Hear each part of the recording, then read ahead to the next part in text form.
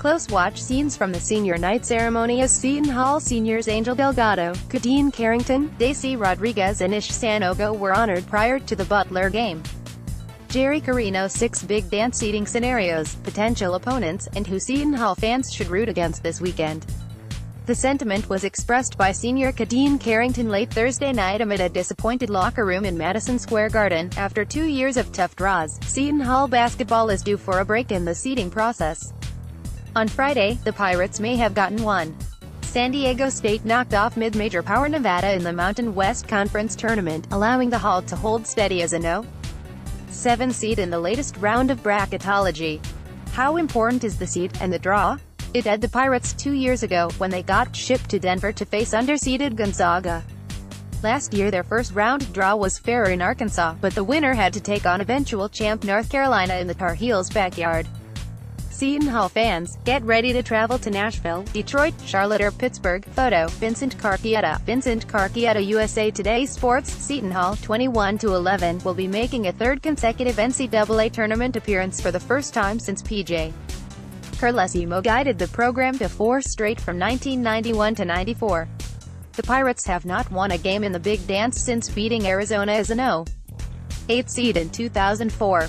The unspoken goal of this senior-driven group is to make the Sweet 16, which the Hall last did in 2000. They will watch the selection show privately at head coach Kevin Willard's Westfield home.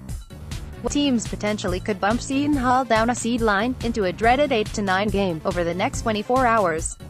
The most likely candidate is Providence with an upset of Villanova in Saturday's Big East Tournament final. Another squad in the vicinity is St. Bonaventure, which faces Davidson today in the Atlantic 10 semis.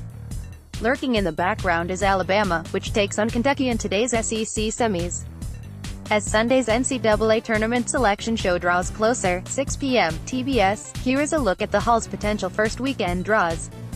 This is with input from local bracketologist Brad Watchell. Read his work at www.factsandbracks.blogspot.com. Seton Hall Pirates head coach Kevin Willard talks with starters before the game against the St.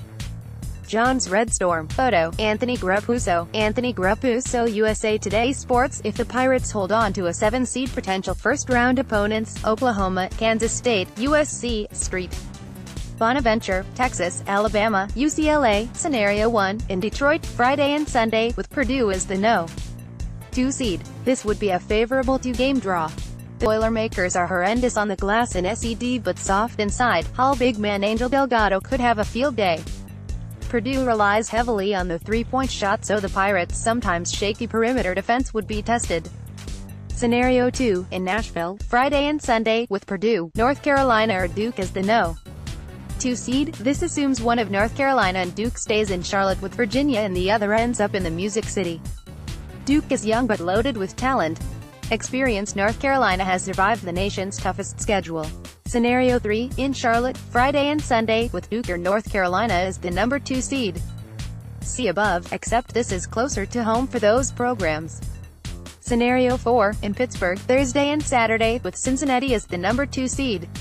At the moment it's assumed Pittsburgh will be the pod for Villanova and Xavier. That would eliminate the site for the Hall because the selection committee tries to separate conference rivals for as long as possible. But if Xavier gets shipped elsewhere and Cincinnati moves in here, this could be interesting. The Bearcats are relatively untested by the American Athletic Conference's schedule. It's worth noting that their coach, Mick Cronin, is good friends with Willard. They were assistants together at Louisville under Rick Pitino. If Seton Hall falls to an 8-seed potential first-round opponents, Virginia Tech, Florida State, NC State, UCLA, St. Bonaventure. Since the committee would not place the Pirates near presumed No. 1 seeds Villanova and Xavier, this would leave 2 scenarios, both of which are brutal. Scenario 1, in Charlotte, Friday and Sunday, with Virginia as the number 1 seed. This is the worst draw in the entire bracket. The nation's top-ranked team has a rabid fan base that can take over the arena, and the Cavaliers play the kind of defense that could grind an undisciplined